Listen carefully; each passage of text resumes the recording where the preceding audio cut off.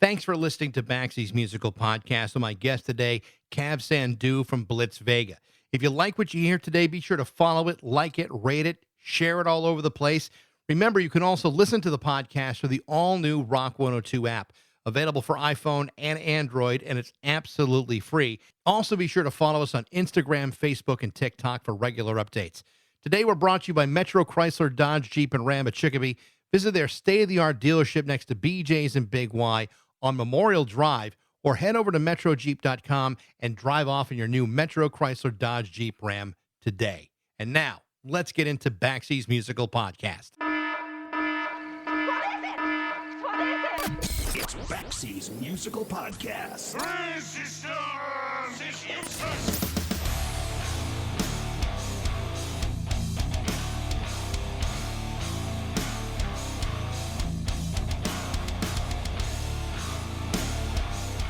As you know, life never moves in a straight line. Sometimes we get involved in things that, in spite of our best intentions, get disrupted by complications, interruptions, tragedies, and misdirections. That's sometimes how life operates, with its own agenda, with its own timeline, and often without any regard as to how anybody else might feel about it. Well, music isn't really much different. Like everything else, it's susceptible to the same sort of dead ends, false starts, and hiccups that we all deal with from time to time. Now, in most cases, you can either give up and move on to something else, or you can forge ahead and defy whatever randomness or preordained forces that are out there and finish what you started. A great example of this would be the story behind Blitz Vega. Blitz Vega was a collaboration between former bass player Andy Rourke from the Smiths and Sandhu, the former guitar player for the band Happy Mondays. On paper, the very idea of this whole project seems incomprehensibly amazing. However, I'm going to tell you that once you hear Blitz Vega, it not only meets those expectations, it gives those expectations a big roundhouse kick in the face. This was a project that began initially in April of 2019 when the duo released their incredible first single, Hey Christo. Several more singles would follow, including Lost and Found and LA Vampire later that year. In 2022, they released the single Strong Forever, in anticipation of what was supposed to be their first official album. That appeared to come to an end with the death of Andy Rourke from pancreatic cancer at the age of 59 in 2023. That left Sandhu having to make some pretty difficult decisions. He could have chosen to abandon the entire project, leaving the Blitz Vega album behind where it might never have seen the light of day. But Sandhu chose to push forward, partially out of respect for the enthusiasm and excitement that Andy Rourke had for this project. The other reason that Cav chose to release this record is because it's freaking great and deserves to be heard in spite of curveballs and disruptions that tried to get in its way. I should also point out that the album also includes guitar performances by Andy Rourke's former bandmate Johnny Marr. This record would be the first time that the two of them had played together since the Smiths broke up 37 years ago. The name of the album is Northern Gentleman, and it's set to be released on September 27th. And it is amazing, including the first three singles, Disconnected, Strong Forever, and Love City. Just fantastic. This is my conversation with Sandhu from Blitz Vega and Happy Mondays on Baxy's Musical Podcast.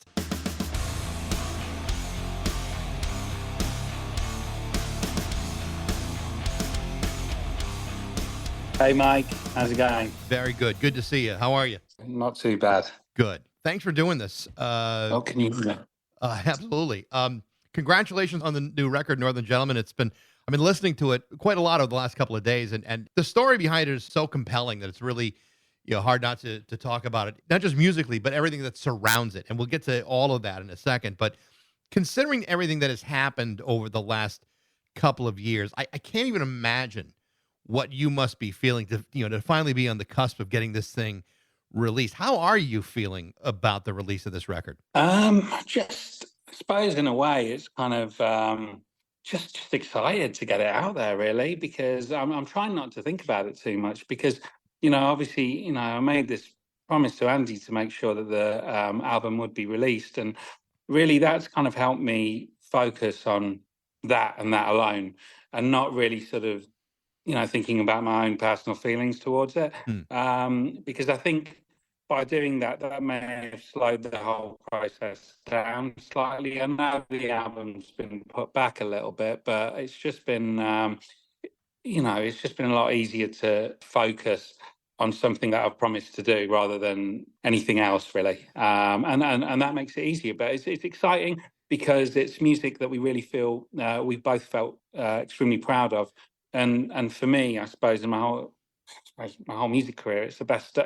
It's the stuff that I feel as if I finally made something that I'm genuinely happy with.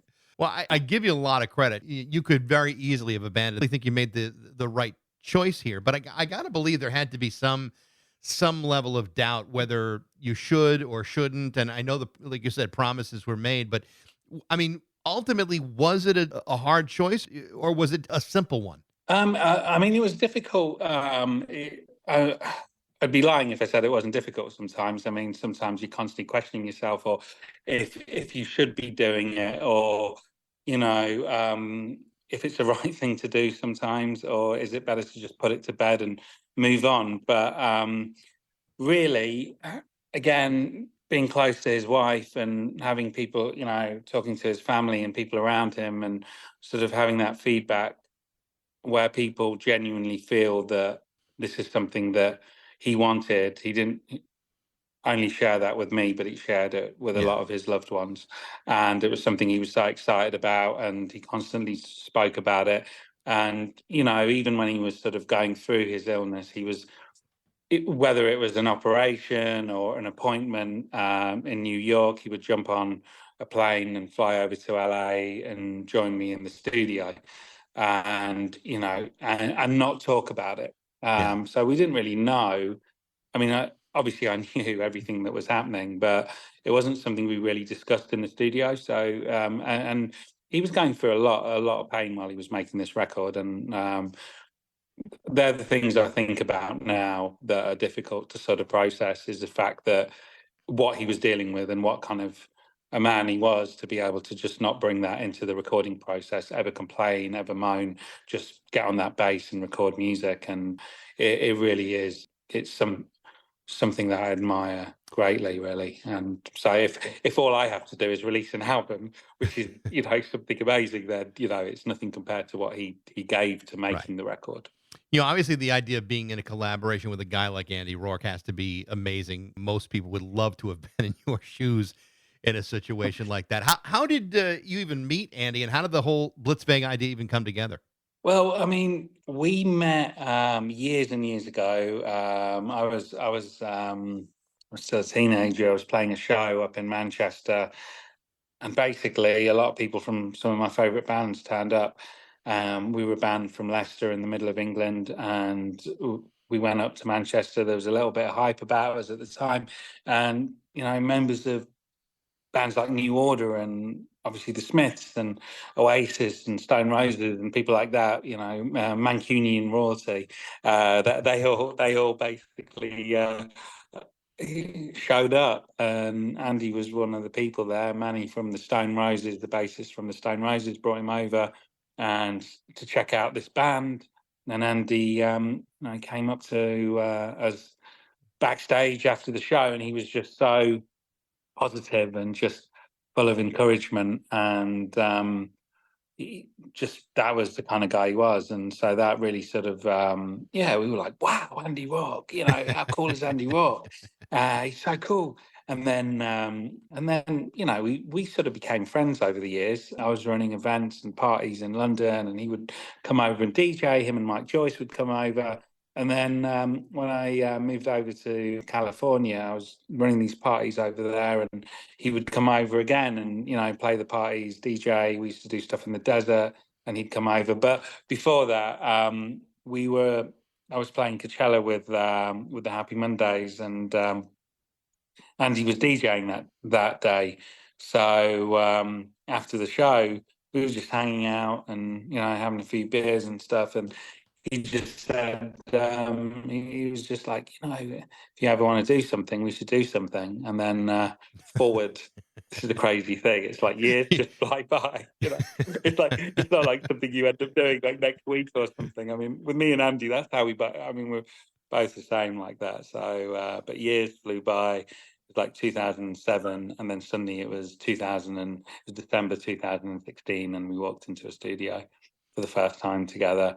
And the idea was I was going to record some solo tracks, and he was going to guest on them. So he came in. We recorded one song. It's actually a song on the Blitz Vega album. It's called "Lost and Found." We recorded that song. That was the first song we recorded.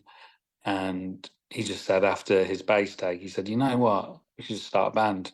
I was like, "Yeah, let's start a band. Yeah, cool. Let's do that." Like, what are you gonna say? Nah, I don't think I want to be in a band with you.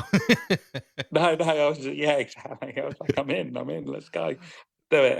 And then we just spent so much time in the studio, and it was just fantastic. It was like being in the recording studio and just, creating and writing, and the whole idea of Blitz Vega. We didn't even have a band name, and we didn't really sort of care. It's just so much fun to make music together. Sounds like a cliche, but it really was. Yeah. It was kind of like being kids again, discovering it for the first time, discovering how much joy you can get from it, and just everything. Nothing felt difficult. No song felt difficult. It wasn't something we sat around and thought about. It was like, oh, cool. We've got some drums. Let's get some. I've got an idea for this. Bang. Oh, I've got chorus. It just came out, and it was there was nothing that made the recording process anyway difficult. With the Smiths, obviously, Morrissey and maybe even Johnny are going to get all the headlines. But I mean, musically speaking, Andy was a phenomenal bass player. I mean, really very musical and very, very. I mean, he was just so locked in. I mean, I think he's certainly an underrated performer without question. Yeah. Incredible. I mean, you're talking about. I mean, you get bassists like John Entwistle, I suppose, are kind of similar, where they stand there, they look cool and they just have this incredible ability to walk around that fretboard in a way that very few bassists do, especially in rock and roll, I guess. And he had that as well. Yeah. He just had that kind of vibe. It's because he learned bass on a fretless bass, so he didn't have any frets to sort of restrict his notes, I suppose. So the thing is, that was the first instrument he played as a teenager. So he set the bar pretty high, and then it was like by the time he was 16, 17, then he was possibly already one of the greatest bass players I think of all time. Yeah. You guys started to release singles in 2019. I think the first one I heard is "Hey Christo," which I think is such a great song. But suddenly, in the middle of all of this, there's a worldwide pandemic that pops up. How did you and Andy coordinate that time? Were you still working on things at that point, or did you put all this kind of aside until things cleared up? I mean, the mad thing was we were actually in the studio, and he was the first person to ever. Well, he was the first person I ever met with a mask. So he showed up to the recording studio, flew in from New York, and he had these masks. And because he was obviously going through his illness, he was instructed that he had to wear a mask. So in the studio, we actually wore masks for the first time, and we were kind of like joking around a little bit and took a picture and thought it was really funny. But then 2 weeks later, it was absolute chaos.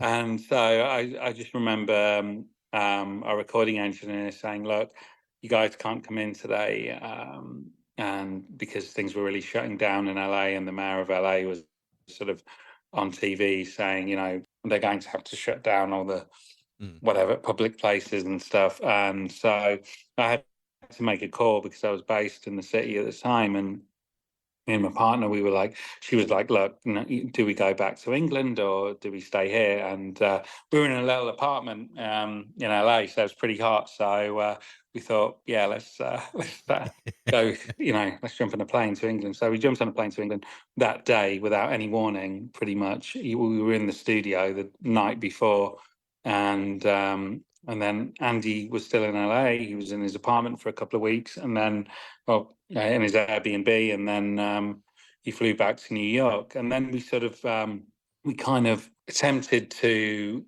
learn how to work from afar. And so we would have like Pro Tools, our engineer would dial in and be able to work with us, engineer producer Will Kennedy, and Andy was able to then lay down stuff at home, and I did a lot of the vocals for the album.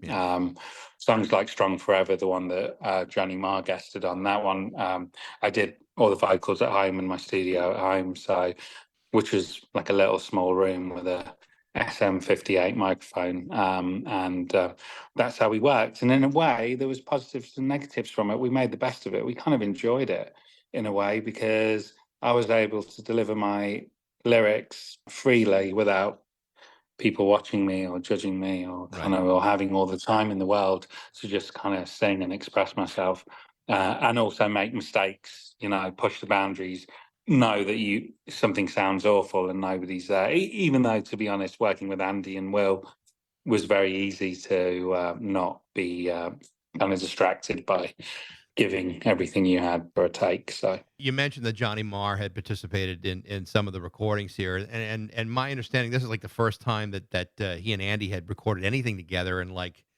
37 years or something, crazy like that. At any point, did you have to intervene between these two guys and say, "Okay, guys, that's enough Morrissey stories for one day"? No, I mean, I used to go the Morrissey stories on a daily basis, Mandy, to be fair, which was always fun. But no, because again, because we recorded it around the pandemic, so Andy just gave me a call one day. He was just out of the blue, and he was like, "Hey, Johnny's going to lay down some guitar on this track," and that was it. It was as simple as that. And I was kind of like, Johnny. He's like, Johnny, obviously Johnny Marr. So yeah, that was quite a special moment. And then he said, "Can you send him the parts or whatever?" So I forwarded the parts, and then next thing you know, I think it was pretty quick. Within a few days, he sent his guitar parts back, and then Andy was like, "Oh, I got Johnny's parts. I think you're going to like it. I love it." And then so. Yeah, just kind of COVID was going on at the time. We were locked down, sat in my studio at home in Surrey in England, and I kind of put the track on. And it was a pretty special moment to hear those two guys play together. So school friends and people who've grown up together and just evolved together as musicians, and obviously played in one of the most important bands, in musical history together. So that whole experience to have them on together play on Strong Forever was probably one of the greatest moments recording anything, I would say, for me personally. Of course. I want to talk about your background here for a little bit, because I think it's also very, very interesting, because we could sit here and talk about the Smiths all day. But you spent 4 years with Happy Mondays and actually helped them to reform after, from what I understand, a very much needed 5-year hiatus. Tell me about that experience with Happy Mondays. Yeah, I mean, again, it wasn't anything that was planned. Nothing that was kind of like, oh, we're going to do this. I was running these parties in London, and we'd been offered Clapham Common to do a festival back in. It's a long time ago, and yeah, we were asked to do a festival in Clapham Common, and it was for like, I don't know, 20,000 people or something.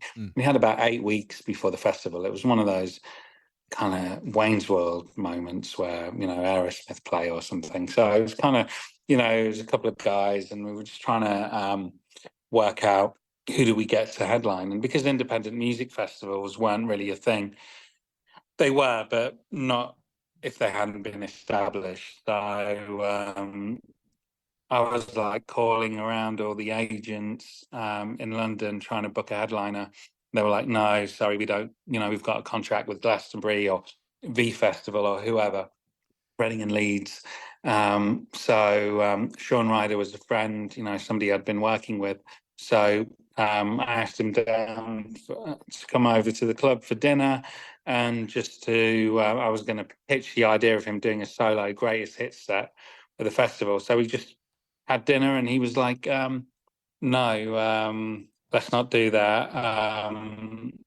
Let's reform the Happy Mondays, and you play guitar." and that was it.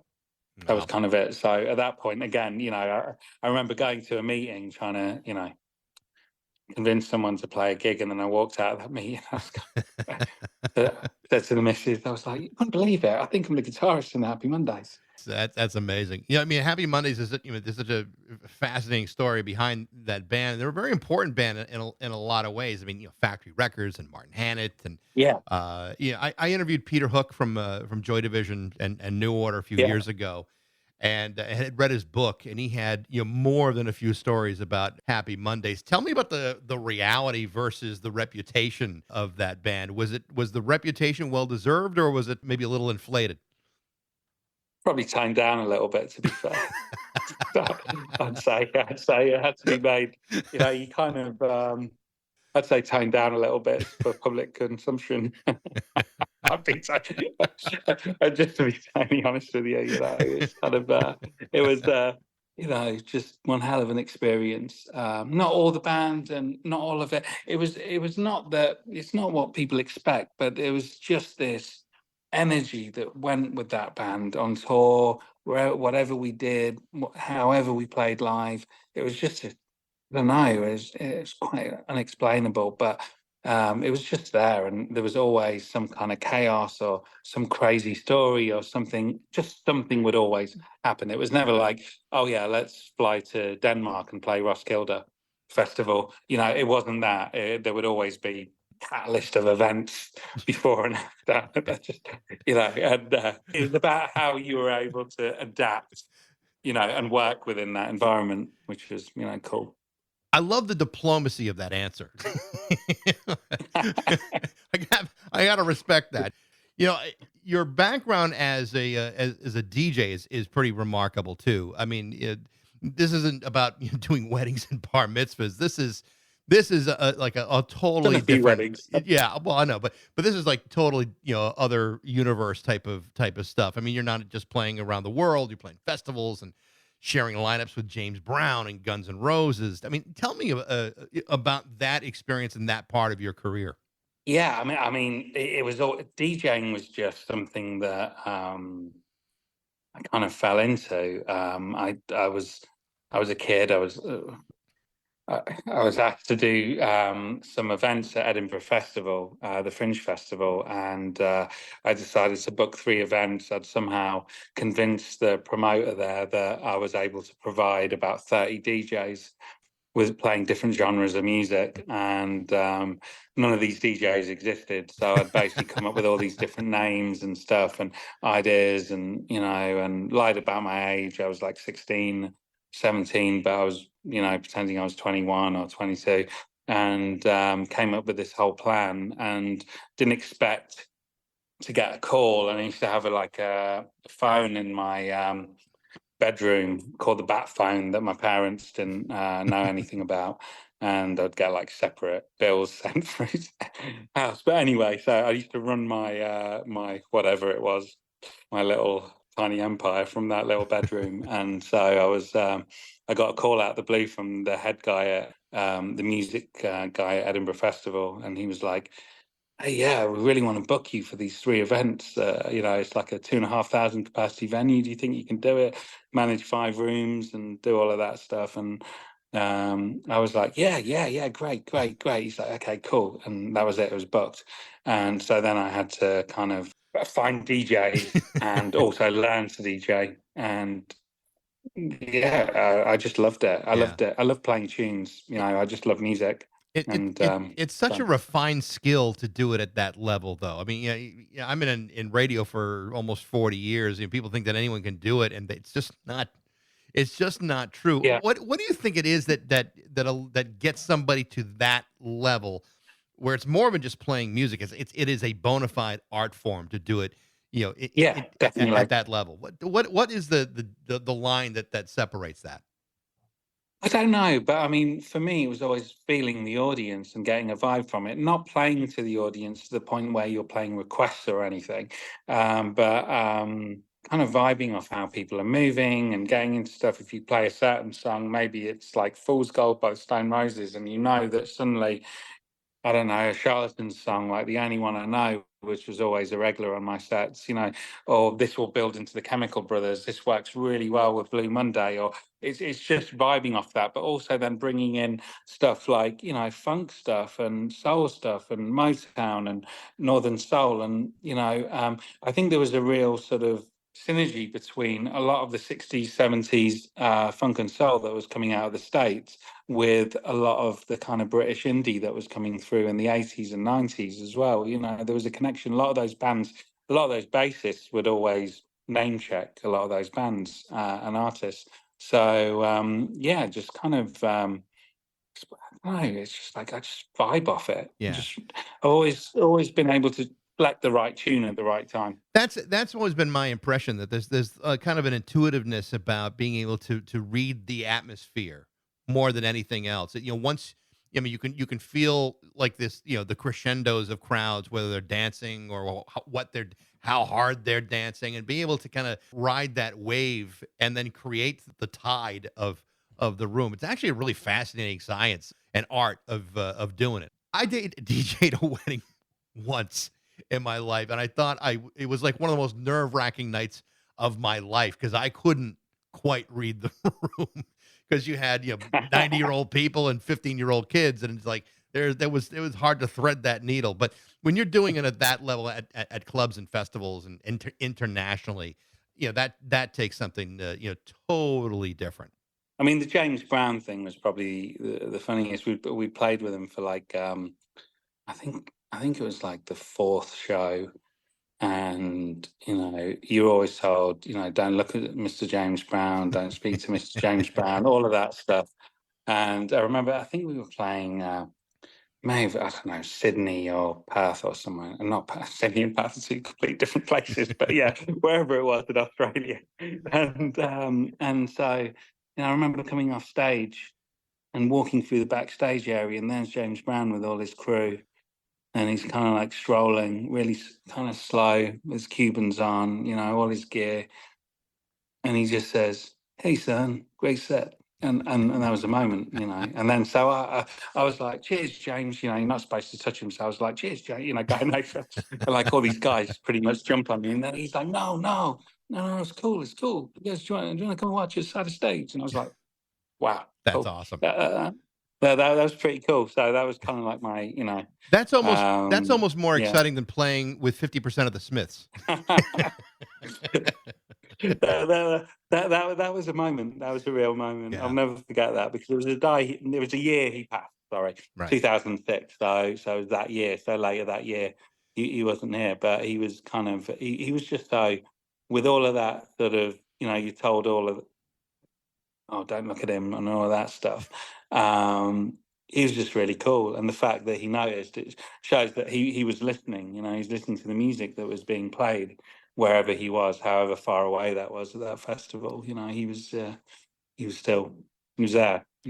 Which is cool. Yeah. So I love that kind of stuff. They are great adventures to experience, definitely. You had mentioned earlier about being at the point now where, like, Blitz Vega is really the first project that you've done where you've really felt like you've kind of got it now. Many years ago, you had some solo stuff, and here you are, now. And what is the difference in your mind of what you've learned in the process of starting off and then Blitz Vega? Do you find that there's something definable that you can say, this is the difference between then and now, or is it just not that clear? I would say the most important defining factors for the difference between Blitz Vega and anything else I've done before is Andy. He was able to give me this incredible confidence and understanding of how to perform as a vocalist, to be happy with myself, to be free to always be myself, lyrically express myself in the way that I chose to, and not to overthink it. He just had this incredible ability to make me feel relaxed, and he really believed in sort of he believed in what I did or whatever, and he just was able to make me sort of do it without any effort, which is very, very incredible calming influence. Whereas my solo stuff was a mishmash mash of madness, of chaos. There was 15 songs on an album. I mean, who does that? But it was basically from when I left the Mondays in 2000, September 2007, to all the way through till 2014. It was just absolute chaos around that time. I mean, I'd like to say the rock and roll side of things calmed down after the Mondays, but they actually got worse for a few years, Right. and then things began to mellow. And Andy was a huge part of that, and just the way you think and just everything. He was extremely good for me as a musician. With the record coming out, I mean, you're obviously faced with a number of additional questions. You considering whether you could perform this live, or whether you would perform this live, or even whether you would consider continuing to record under the Blitz Vega name. Have you given a lot of thought to that? And what are the plans for Blitz Vega moving ahead? I don't think we'll record. I think we've got 7 songs with Andy playing bass on the album. So I guess I'll finish those songs at some point, and so they're just kind of half finished or whatever. Yeah. So I'll get to them at some point, because I want to release everything that was, that we ever really recorded, and then really tour it, because they were the 2 promises. He said, "You have to promise me that you'll release this record and take it on the road." So that's kind of they're the 2 things that I shook his hand on a few weeks before he passed. So they're the 2 things that I'll do. And then I would say that it'll be this album, and maybe it'll be 2 EPs or something in the future. But that'll be it, I think, for Blitz Vega. As far, I can't imagine the process without him in it. I just can't see it. I know it's each to their own. Some bands do it, and it's not no judgment in anyone who does that kind of stuff. It's totally, I'm not being like, it's just, for me personally, I just think Blitz Vega was sort of, it was he was such a huge part in every way of, it was kind of, Yeah. It's a totally unique situation, and the thought of trying to recreate that in any way seems to be a little daunting, and not unfair to you, but it's just like it would probably take a lot from you, emotionally, to kind of get through all of that under that name. Having listened to the record, it would be a shame not to see Blitz Vega in some form play this live, because the record is really, really good. I enjoyed the hell out of it. Oh, thanks, Mike. I really appreciate that. I mean, really, we will take it on the road for as long as we can. If we can take it on the road for the next few years, then great. That's what we'll do. That's basically the plan. And so to play live as much as we can, because that was always the reason why we set this band up. Not only because we enjoyed recording together, was basically we both wanted to be on the road. We're just road musicians. That's what we do. We get itchy when we're in the same place for too long. We kind of going home's cool, but I've been at home for way too long. I can't deal with it for much longer. I need to get going. I need to be on the road for like 2 years. It's kind of it's just not. It's been a part of my life since I was like 15, 16. So this is the longest time I've actually spent in one place in all those years. For a considerable amount. It would be good to, and Andy was the same, but he couldn't do it. So every time we arranged a US tour, because we were based in the US, we were focused on touring the US first, and so it was always North American dates, but we pulled like 3 tours because it always came back when we were about to go on the road. It was so strange. So we played 2 gigs together, one in London, one in LA, and then the Abbey Road live stuff, and that was it. But now we'll bring in different bassists. We'll bring people in to perform with us, and we'll. I think we're focused on doing an LA and New York show early next year. So that will definitely happen, and then we'll see if anybody else wants us to come and play. We'll come and play, basically. So if there's anyone who wants to play, we'll play. So simple as that. We'll go everywhere. We just want to take it everywhere.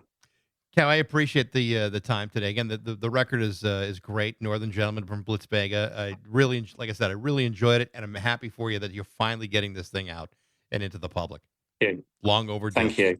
You bet, Kev. Thank you so much. Appreciate the time today. Thank you. Thank you. All right. The name of the new Blitz Vega album is called Northern Gentleman. It's set to be released on September 27th. Thanks for listening. I hope you enjoyed it. If you did, follow it, rate it, review it, share this episode with everyone you can.